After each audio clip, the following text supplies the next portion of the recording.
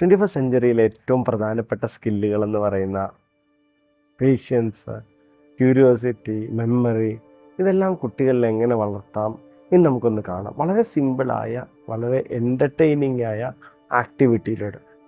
Hi, I am Rastam. I share my parenting journey here. വളരെ യാദൃച്ഛികമായാണ് എൻ്റെ ഒരു ആണ്ട് എൻ്റെ വീട്ടിലേക്ക് വരികയും കുട്ടികളെ കൊണ്ട് രാവിലെ ഒരു സ്ഥലത്ത് പോകാമെന്ന് പറയുകയും ചെയ്തു. മുപ്പത്തിയാറ് വളരെ എക്സ്പീരിയൻസ്ഡ് ആയുള്ളൊരു ബേർഡറാണ്. ബേർഡിങ്ങിനെ ഭയങ്കരമായി ഇഷ്ടപ്പെടുന്നു. അപ്പം നിങ്ങൾ എന്തായിരിക്കും ബേർഡിങ് എന്ന് നിങ്ങൾ ആലോചിക്കുന്നുണ്ടാവും. ബേർഡ് എന്ന് വെച്ചാൽ നമ്മുടെ പക്ഷി നിരീക്ഷണം. അപ്പോൾ സത്യത്തിൽ ഇതിനു മുമ്പ് എനിക്ക് പക്ഷി നിരീക്ഷണത്തോട് യാതൊരുവിധ പരിചയവുമില്ല. ആകെ പരിചയം പണ്ടേതൊരു സിനിമയിൽ കണ്ടു മറന്ന ഒരു പക്ഷി നിരീക്ഷകൻ ഓടുന്നു, എന്താ പറയുക, സേഡീസ് എന്തോ അല്ല രഹസ്യങ്ങൾ പറയുന്നു എന്നൊക്കെ പറഞ്ഞ് കണ്ട ഒരു രംഗം മാത്രമാണ് എൻ്റെ ജീവിതത്തിലെ ആകെ പക്ഷി നിരീക്ഷണവുമായി ബന്ധപ്പെട്ട് എനിക്ക് അറിയാവുന്നൊരു സാധനം. അപ്പം എൻ്റെ ആണ്ട് ഞങ്ങളെ കൊണ്ട് കടമക്കുടിയിലേക്ക്, കൊച്ചിയിലുള്ള ഞങ്ങളുടെ വീട്ടിൽ നിന്ന് കടമക്കുടിയിലേക്ക് പോവുകയും അവിടെ പക്ഷികളെ കാണിക്കുമ്പോൾ എൻ്റെ 4 കുട്ടികളുണ്ട്, ഞാനും എൻ്റെ വൈഫുണ്ട്. അന്ന് ഞങ്ങളെ ആദ്യമായി പക്ഷികളെ നോക്കാൻ പഠിപ്പിക്കുകയാണ്. മുമ്പ് ആളുകൾ ചിരിച്ചിരുന്ന, അല്ലെങ്കിൽ പക്ഷി നിരീക്ഷണം ഇപ്പോഴും ചില ആളുകൾക്ക് കേൾക്കുമ്പം ചിരി വരുന്ന ഒരു കാര്യമാണല്ലോ.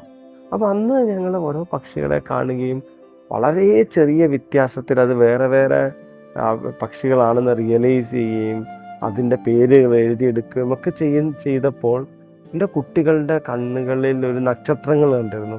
അവരിങ്ങനെ അവരങ്ങോട്ട് എക്സൈറ്റ്മെൻറ്റിലും എൻ്റർടൈനിലും പുതിയൊരു ലോകം പരിചയപ്പെടുകയാണെന്ന്. പിന്നീട് ഞങ്ങൾ പതുക്കെ അങ്ങനെയുള്ളൊരു പക്ഷി നിരീക്ഷണത്തിലേക്ക് അല്ലെങ്കിൽ ബേർഡിങ്ങിലേക്ക് എൻ്റെ കുട്ടികൾ എന്നെയും കൂടെ ഡ്രൈവ് ചെയ്ത് കൊണ്ടുപോവുകയാണ് ഉണ്ടായത്. അപ്പോൾ കൊണ്ടുപോയി പതുക്കെ കൊണ്ടുപോയി കഴിയുമ്പോൾ ഞാനും ഈ പക്ഷികളെ നോക്കാൻ തുടങ്ങി, ഞാനും ഈ പക്ഷികളെ ഇഷ്ടപ്പെടാൻ തുടങ്ങി. ഇങ്ങനെയൊക്കെ സംഭവിച്ചു. പക്ഷെ അതിനിടയിൽ എൻ്റെ കുട്ടികളുണ്ടായ ചില മാറ്റങ്ങളാണ് എനിക്ക് നിങ്ങളുടെ അടുത്ത് നിന്ന് പ്രധാനമായി പങ്കുവയ്ക്കാനുള്ളത്. അതായത് കുട്ടികൾ ഒരു പക്ഷിയെ കാണാൻ വേണ്ടി മണിക്കൂറുകളോളം വെയിലത്ത് നിൽക്കുക എന്ന് പറയുന്ന സംഗതി. ഇപ്പം എൻ്റെ അനുഭവത്തിൽ ഒരിക്കൽ തൃശ്ശൂർ കോൾപ്പാടത്ത് പോയപ്പം അവിടെ ഒരു പെരിഗ്രീൻ ഫാൽക്കൺ പറന്നുപോയെന്ന് പറഞ്ഞു. അപ്പം എൻ്റെ മകൾ അവൾക്ക് 4 or 5 വയസ്സാണുള്ളത്. 4 വയസ്സുള്ള മകൾ അത് കണ്ടിട്ടില്ല, ആ ബേർഡ് അങ്ങോട്ട് പോയത് കണ്ടിട്ടില്ല. പക്ഷെ അവൾക്കതിനെ കാണണം. അപ്പം ആരോ പറഞ്ഞു ഇത് കുറച്ച് നേരം കഴിഞ്ഞിട്ട് തിരിച്ച് പറക്കും, ഒരു 1-2 മണിക്കൂറിനുള്ളിൽ. ഈ സമയം എന്ന് പറയുന്നത് ഒരു 11 മണിയാണ്. ഇപ്പോൾ തൃശ്ശൂർ കോൾപ്പാടം അറിയാവുന്നവർക്കറിയാം, ഒരു ചെറിയ ചെടി പോലും നമുക്ക് അതിൻ്റെ അടിയിൽ കയറി ഒന്ന് വെയിലാറാനുള്ളൊരു സംവിധാനമില്ലാത്ത ഒരു സ്ഥലമാണ് പാടമാണ്, നിരന്ന പാടമാണ്. ഒരു തരം ഷെയ്ഡ്സോ ഒന്നും നമുക്ക് അവിടെ ഇല്ല. അപ്പം ഇവിടെ മകൾ എന്ത് ചെയ്യാണ്, ഈ പക്ഷിക്ക് വേണ്ടി വേർത്ത് കുളിച്ച് അതിനെ ഒരു സൈറ്റ് ഒന്ന് കാണാൻ വേണ്ടി വെയിറ്റ് ചെയ്ത് നിൽക്കുകയാണ്. തിരിച്ചത് പറന്നു പോയപ്പോൾ കണ്ടു, ആ ഫ്യൂ സെക്കൻഡ്സ് അവൾ അതിനെ നോക്കി നിന്ന എക്സൈറ്റ്മെൻറ്റ്, അവൾക്ക് ആ വെയിൽ കൊണ്ടതും ആ വേർത്തതും ഒക്കെ നോർമലായിരുന്നു. അപ്പോൾ ഫാത്തിമ എന്ന എൻ്റെ 4 വയസ്സുകാരിക്ക് മണിക്കൂറുകളോളം വെയിറ്റ് ചെയ്ത് നിന്ന് ഫ്യൂ സെക്കൻഡിന് വേണ്ടി വെയിറ്റ് ചെയ്യാറ്. ഇതാണ് ലേറ്റ് ഗ്രാറ്റിഫിക്കേഷൻ. അതായത് നമുക്ക് ഇപ്പോൾ കുട്ടികളിലുണ്ടാകുന്ന വലിയൊരു പ്രശ്നമാണ്, പെട്ടെന്ന് ഗ്രാറ്റിഫിക്കേഷൻ വേണം, സ്വിച്ച് ഇട്ടാൽ കാര്യങ്ങൾ നടക്കണം. അപ്പോൾ അത് മാറുക, പേഷ്യൻസ് ബിൽഡ് ചെയ്യുക എന്നുള്ളത് വളരെ പ്രാധാന്യം അർഹിക്കുന്ന ഒരു സംഗതിയാണ്. അതുപോലെയാണ് രണ്ടാമത്തെ ഒരു സാധനമാണ് മെമ്മറി പവർ. ഇപ്പോൾ പലരും പറയും കുട്ടികളും ഓർത്തിരിക്കണില്ല, അവർ ഓർത്തിരുന്നിട്ട് അവർക്ക് പെട്ടെന്ന് മറന്നു പോവാണെന്നൊക്കെ പറയും. സത്യത്തിൽ കുട്ടികളുടെ ബ്രെയിനിനെ അവർക്ക് കാര്യങ്ങൾ കൂടുതൽ ഓർത്തിരിക്കാൻ നമുക്ക് ട്രെയിൻ ചെയ്തെടുക്കാൻ പറ്റും. അപ്പം എനിക്ക് ബേർഡിങ് അത് എങ്ങനെ ഉപകാരപ്പെട്ടു എന്ന് നോക്കുമ്പം, അതായത് 10-200 പേരുകൾ, ബേർഡിൻ്റെ പേരുകൾ. അപ്പം നിങ്ങളിപ്പോൾ ബേർഡിൻ്റെ പേര് ഓർക്കുമ്പോൾ നമുക്കൊക്കെ കുറച്ച് ബേർഡിൻ്റെ പേര് അറിയാമെന്നുള്ള ധാരണയാണ്. അപ്പം എനിക്കറിയാമായിരുന്നു ക്രോ എന്നുള്ള ബേർഡിനെങ്കിലും എനിക്ക് അറിയാമായിരുന്നു എന്നുള്ളതായിരുന്നു ഇവർ ബേർഡിങ്ങിന് പോകുന്നതിന് മുമ്പ് വരെയുള്ള ധാരണ.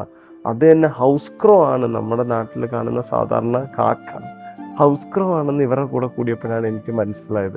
അപ്പം എനിക്കതിന് മുമ്പ് ഒരു ബേർഡിനെ പോലും കൃത്യമായി അറിയില്ലായിരുന്നു എന്നുള്ളതാണ് ഞാൻ പിന്നീട് മനസ്സിലാക്കണം. അപ്പം ഇവർ ഇത്തരം ബേർഡുകളുടെ ഒരുപാട് പേരുകൾ, അതും ചെറിയ ചെറിയ വ്യത്യാസങ്ങളിലും മറ്റ് ഒരുപാട് പേരുകൾ പഠിച്ചു വയ്ക്കുക. അത് മാത്രമല്ല, ബേർഡ്സിൻ്റെ വളരെ ചെറിയ ഫീച്ചറിന്, നമ്മുടെ കൊക്ക് എന്ന് പറയുന്നത് ഒരു 3-4 ടൈപ്പ്, നമ്മൾ കൊക്കെന്ന് വിളിക്കുന്ന ഒരു 3-4 ടൈപ്പ് ബേർഡ്സാണ്.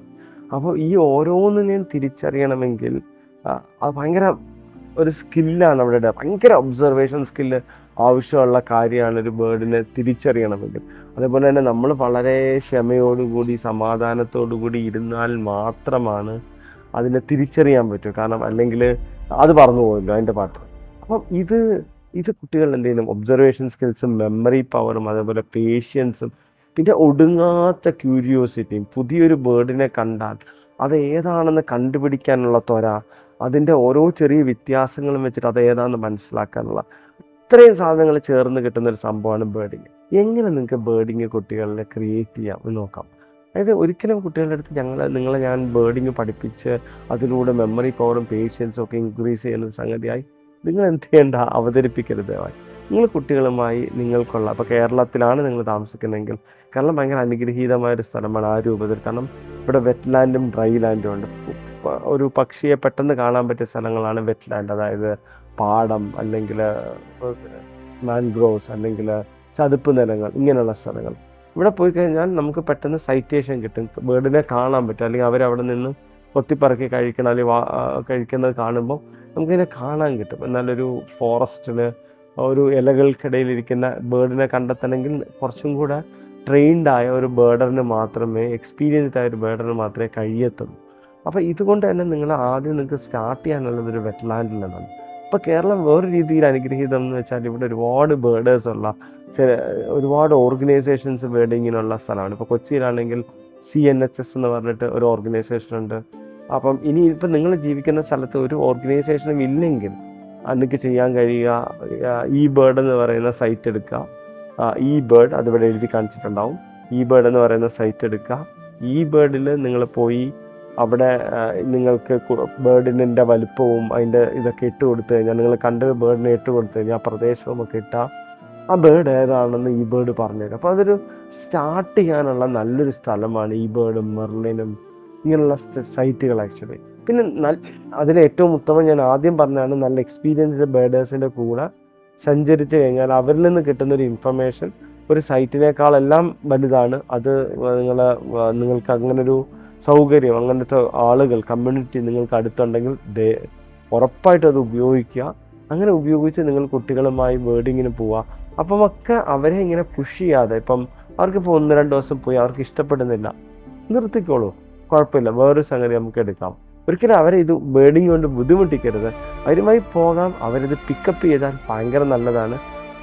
ചെറിയ കുട്ടികൾക്ക് ബേർഡ്സിനെയും ആനിമൽസിനെയും ഒക്കെ ഭയങ്കര ഇഷ്ടമാണ്. നാച്ചുറലി തന്നെ അവർക്ക് ഇഷ്ടമാണ്. അവർക്ക് അത്തരമൊരു അവസരം നമ്മൾ കൊടുത്താൽ അവരവിടെ കയറിക്കോളും. പേരൻറ്റിങ്ങിൻ്റെ വ്യത്യസ്ത ഭാഗങ്ങളിലുള്ള വീഡിയോകൾ ഞങ്ങൾ ഷെയർ ചെയ്യുന്നതാണ്. നിങ്ങൾക്ക് സബ്സ്ക്രൈബ് ചെയ്യാം ഈ ചാനൽ.